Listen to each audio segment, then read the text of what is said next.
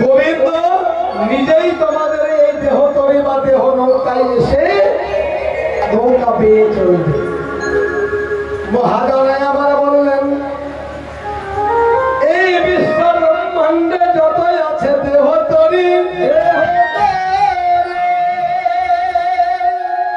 শ্রী গোবিন্দ হলো আমার হাতে কান্ডারি।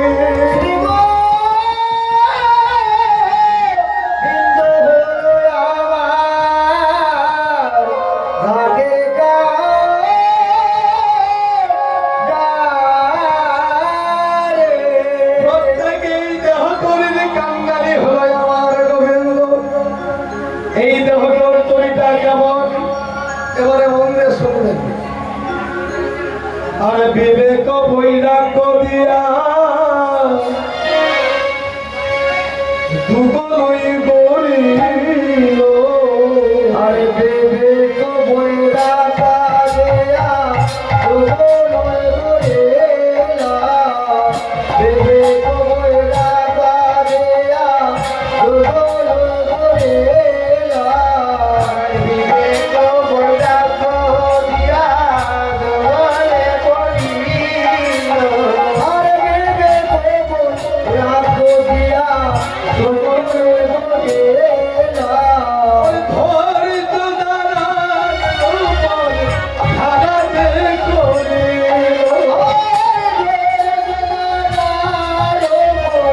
ধারা যে করিল, ধৈর্য দ্বারা উপর ধারা যে করিল,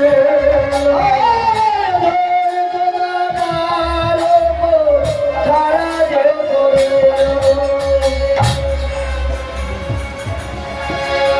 যে পথচারী বংশী চাইছে আর কি, মন্দির যদি না শোনেন নিজের এই দেহটার কোনো মূল্য দিতে পারবেন না।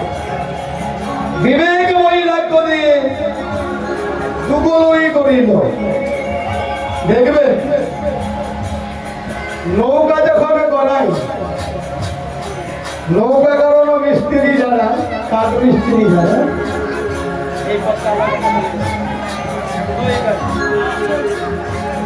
যারা নৌকা গড়ায় কাঠ মিস্ত্রি, তারা কি করে দুই প্রান্তে বাবা নৌকার দুই প্রান্তে ছোট্ট দুটো কাঠ প্রথমেই খাড়া করে। প্রথমেই দুটো ছোট্ট নৌকার এ মাথায় আর ও মাথায় জোয়ার লাগার জন্য ছোট্ট দুটো কাঠ খাড়া করে দেয়, সেটাকে বলছে গরুই। এইবার দুটো কাঠের মধ্যে তক্তা দিয়ে সংযোগ করে দেয় নৌকা কারণে। এখানে একটা হচ্ছে ভক্তি আর একটা হচ্ছে প্রেম।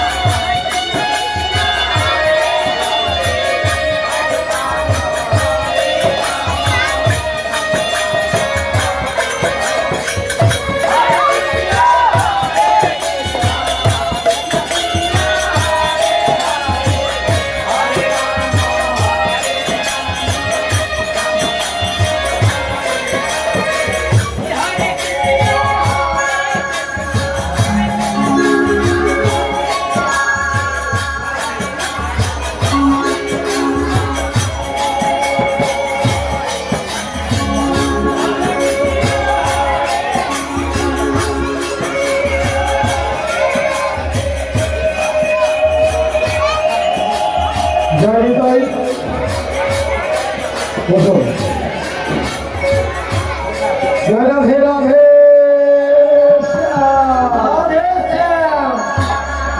হ্যাঁ বলছিলাম যে যেতে হলো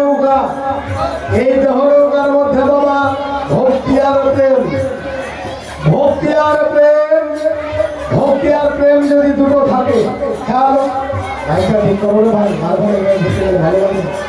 খালো জয় নিতাই, খালো জয় নিতাই, নিতাই জয় নিতাই।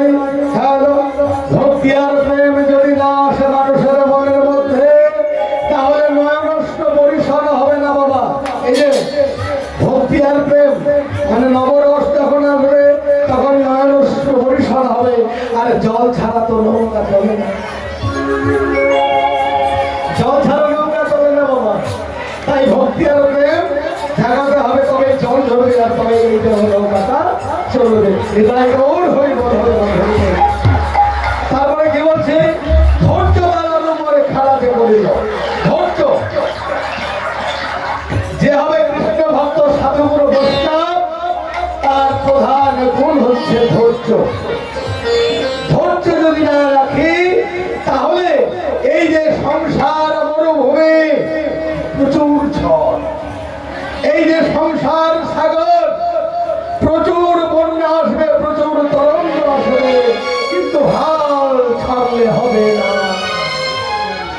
ধৈর্যটা রাখতে হবে, তবেই আমরা এই দেহ তরি বাইতে পারবো।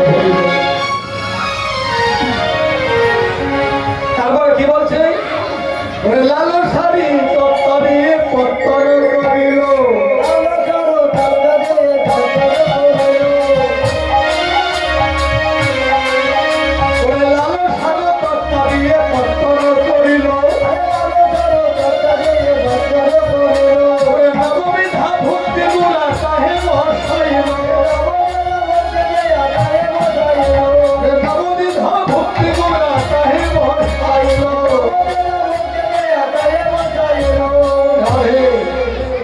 লালসারো তত্ত্ব দিয়ে পত্তর করিল। লালসা মানে হচ্ছে চাওয়া পাওয়ার আকাঙ্ক্ষা, লোভ বা লিপ্সা।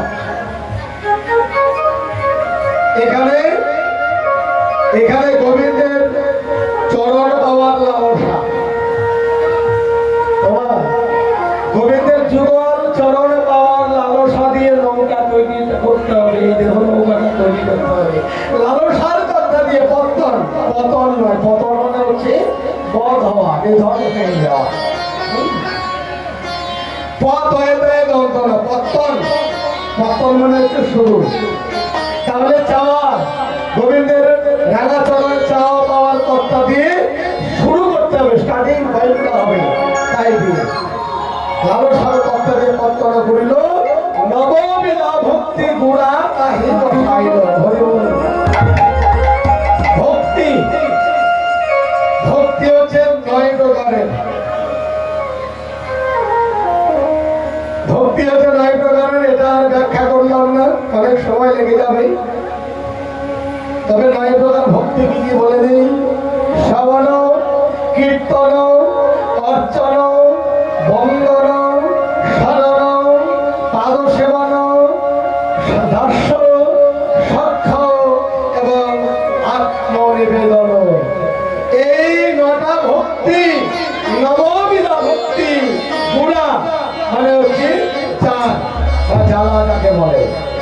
নববিধা ভক্তির যার ওই নৌকায় বসানো কোথায়, এই যে হৃদয়, এখানের মধ্যে। এতক্ষণ যেটা বলছে বুঝতে পারছো তো, এই যে দেহ তরণী, দেহ নৌকা, এই হৃদয়ে মাঝে নববিধা ভক্তির গুণা বসিয়ে রাখতে হবে। আর কি বললো, ওই আসক্তির তত্ত্ব দিয়ে নৌকা গড়াইল।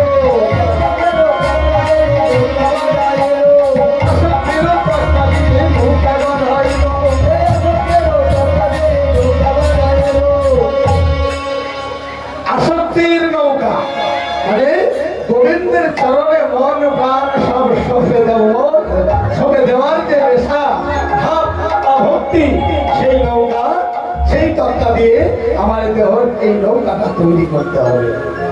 আর কি করলো, সাধু সঙ্গ কারি কোঠা চৌদিকে রাখিল।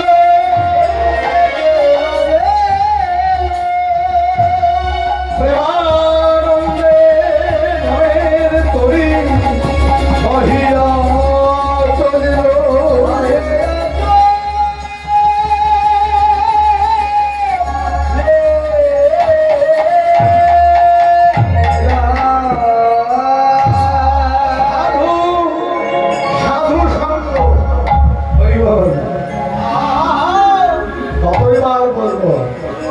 এই যে এই দেহটা দেহ নৌকাটা আশ্রয় করে যদি আমি গোবিন্দের চরণের সান্নিধ্য লাভ করার উদ্দেশ্যে রওনা দিই, এই ভবসাগরে যদি এই দেহ নৌকাটার ভাষায়, তাহলে প্রথমে সাধু সঙ্গ লাভ করতে হবে।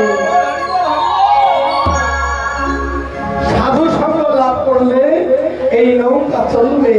আর বাবা সাধু সঙ্গ যদি লাভ না করা হয়, তাহলে নৌকা এই দেহ নৌকা অগাধ জলে থেকে যাবে, পারে থেকে যাওয়ার মতো নৌকা চলবে না।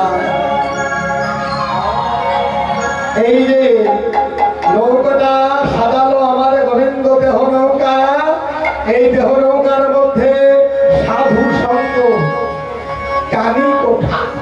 কানি কোঠা মানে আনাচে কানাচে, দেখবেন কাঁচা ঘর কাঁচা বাড়িতে বলতো না, কোঠা বাড়ি বলতো না, কি বাবা বলতো? তো আগের দিনে যখন কাঁচা বাড়ি ছিল তখন বলতো কোঠা মানে দোতলা, এখন বলছে দোতলা, তিনতলা, চারতলা, যত তলা বাড়ে তত তালা বাড়ে, তত চালা বাড়ে। তাহলে সাধু সঙ্গ রাখলো কোথায়? নৌকার আনাচে কানাচে এবং দোতলার উপরে। হ্যাঁ, নৌকা দেখবেন দোতলা হয়, ওই বাঁশের ছাউনি, বাঁশের ছাউনি যাকে খাটলা বলে বা টপ্পর বলে, উপরে রাখলো। কে উপরে রাখলো? কাকে? না,